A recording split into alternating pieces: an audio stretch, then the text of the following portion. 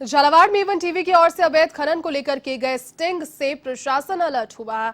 SDM Jhalawar ने Avon TV पर लगातार चल रही खनन माफिया के खिलाफ अवैध कारनामों की खबर पर प्रसंज्ञान लेते हुए मामले की जांच की और जिला कलेक्टर हरिमोहन मीणा को जांच सौंपी। एसडीएम मोहम्मद जुनैद ने एवन टीवी की ओर से उठाए गए पूरे मामले को 100% सही मानते हुए अवैध खनन को लेकर एवन टीवी की खबर पर मुहर लगा दी। एसडीएम ने अपनी जांच रिपोर्ट में माइनिंग इंजीनियर को इस मामले का दोषी माना, जिसके खिलाफ कार्रवाई की तैयारी है।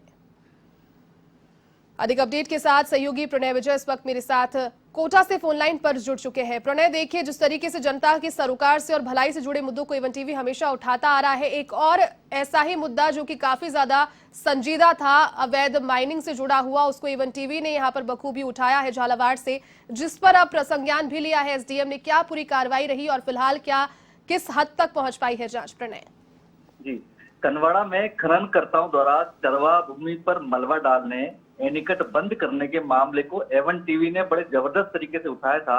हमने सीधी लाइव रिपोर्टिंग की थी घटना स्थल से। तो एसडीएम ने जांच करके इस मामले में प्रसंज्ञान लिया और कलेक्टर को अपनी जांच सौंपी है। जांच में ये खुलासा हुआ है कि माइनिंग इंजीनियर ने माइनिंग रूल्स की पालना करवाने के लिए न तो माइनिंग लीज का और न ही निर्धारित मलबा स्थल का निरीक्षण किया। यहाँ तक कि ग्रामीणों की शिकायत पर भी कार्रवाई नहीं की। इसी का नतीजा रहा कि खननकर्ताओं ने चारागाह भूमि को पूरा स्वरूप बिगाड़ कर नुकसान पहुंचा दिया और इस मामले में एमआई के खिलाफ तैयारी की कार्रवाई की जा रही है। इधर अभी तक माइंस विभाग ने खननकर्ताओं पर कोई कार्रवाई नहीं की है। रिपोर्ट में स्पष्ट किया गया है कि खान विभाग की ओर से नियमित निरीक्षण और त्वरित कार्रवाई की जाती तो कनवाड़ा गांव में चारागाह भूमि पर कब्जा नहीं होता और न ही एनीकट व तलाइयां नष्ट होती। दरअसल कनवाड़ा में खननकर्ताओं को 4 हेक्टेयर भूमि लीज पे दी गई थी, लेकिन उन्होंने करीब 20 हेक्टेयर से ज्यादा भूमि चारागाह भूमि पर कब्जा कर लिया, जिसे एनीकट और तालाब जलकर दबाकर नष्ट कर दी उन्होंने। इस जांच रिपोर्ट में एवन टीवी के खुलासे के बाद में एसडीएम ने जो प्रसंज्ञान लिया था तो उसमें 4 बिंदु सामने आए हैं।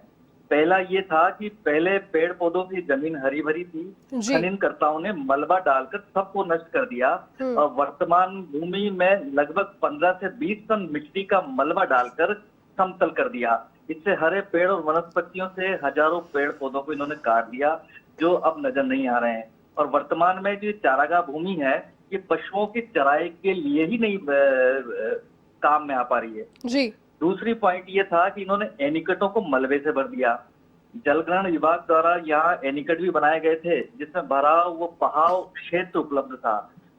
मौके पर एनीकट और उसके भराव वो बहाव क्षेत्र का मलबा मिट्टी डालकर उसे बाधित कर दिया। बहाव क्षेत्र में डाली गई मिट्टी हटाकर नाला बना दिया। वर्तमान में एनीकट के आसपास की मिट्टी को हटाकर उसे खुला कर दिया गया।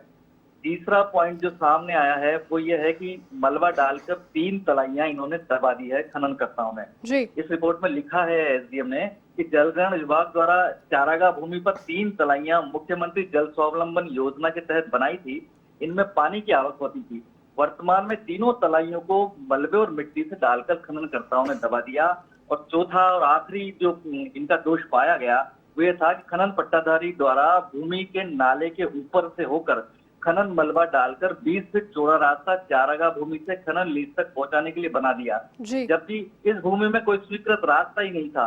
लीजधारी द्वारा अवैधानिक रूप से नाले के ऊपर चारागाह भूमि में पहुंचकर मार्ग बनाकर चारागाह भूमि और नाले को क्षति पहुंचाई है। इसके लिए माइंस डिपार्टमेंट पूरी तरीके से जिम्मेदार उन्होंने बताया है और माइंस अधिकारी के ऊपर कार्रवाई की चेतावनी दी है। इधर एक बात और है कि खनन मतलब अभी तक ये मामला पूरे प्रशासन के प्रसंज्ञान में था। लगातार ग्रामीण शिकायत कर रहे थे। खनन विभाग, तहसीलदार, पटवारी, जनपद, सरपंच, ग्राम पंचायत विकास अधिकारी, थाना अधिकारी, सबकी नजर में मामला था। ग्रामीण लगातार शिकायत कर रहे थे पर सबकी आंखों पे पट्टी बंधी हुई थी। इन समस्त अधिकारियों ने अपनी आंखों के सामने और अपने मतलब जिस तरीके से हम गाँव में गए और हमने महसूस किया कि इन्होंने जानबूझकर, सब अधिकारियों ने जानबूझकर आंखों के सामने और ले देकर इस मामले को दबाए रखा। एवन टीवी ने वहां जाकर अवैध खनन की रिपोर्टिंग की, लगातार रिपोर्टिंग की, नीडर रिपोर्टिंग की, तो और वहीं से सभी अधिकारियों को, जिम्मेदार अधिकारियों को ललकारा, धिक्कारा, तब जाके इनके कानों में जू रेंगी है और इन्होंने ये कार्रवाई की है। इस अवैध खननकर्ताओं की बड़ी दहशत है इस मामले में, लेकिन एवन टीवी ने निडर कार्रवाई की है, निडर खबरें दिखाई है। बिल्कुल बिल्कुल प्रणय, एक और सवाल मेरा आपसे रहेगा, जब आप लोग वहां पहुंचे, जहां जो मौकाए जो खनन एरिया था, वहां पर पहुंचने पर किस तरीके की चैलेंजेस आपको फेस करने पड़े? चूंकि एक बड़ा, एक तरीके से कहा जा सकता है कि गिरोह अवैध खनन से जुड़ा हुआ सक्रिय है प्रदेश में भी, और जब सभी की साठगांठ से काम हो रहा है तो यकीनन काफी ज्यादा एक बड़ा दायरा होगा, विस्तृत दायरा होगा। किस प्रकार के चैलेंजेस आपको फेस करने पड़े वहां पर? जी, ये कानवाड़ा झालावाड़ से करीब 20 किलोमीटर इंटीरियर एरिया में है, जहाँ जी। पर कोटा स्टोन बड़ी मात्रा में निकलता है। हम्म। यहाँ की जमीन बहुत फर्टाइल है कोटा स्टोन के लिए। जब हम वहां पे गए तो हमने ग्रामीणों से बात करने की कोशिश की कि हमारे सामने केवल एक चीज थी कि इस जगह पे अवैध खनन हो रहा है, लेकिन पर्टिकुलर जगह हमें मालूम नहीं थी कि किस जगह पे हो रहा है। जी। हमने ग्रामीणों से बात की तो हमें देखते ही वो इधर उधर होने लगे। मतलब उनमें इतनी दहशत थी कि कोई भी आदमी बात करने के लिए तैयार नहीं हुआ।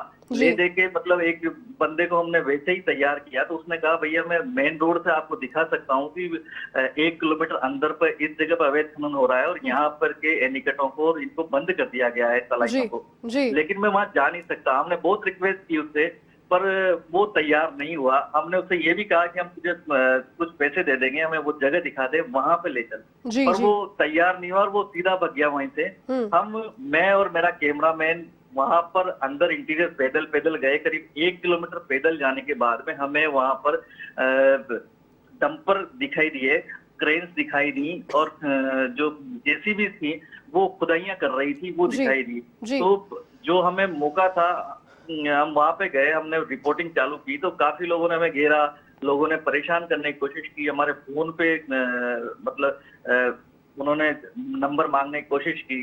हम लगभग लगातार थोड़े से डरे हुए थे, लेकिन फिर भी हमारे सामाजिक सरोकार थे, हम गांव वालों को इस समस्या से निजात दिलाना चाह रहे थे, तो निडर होकर हमने लाइव रिपोर्टिंग की, वहीं से रिपोर्टिंग की।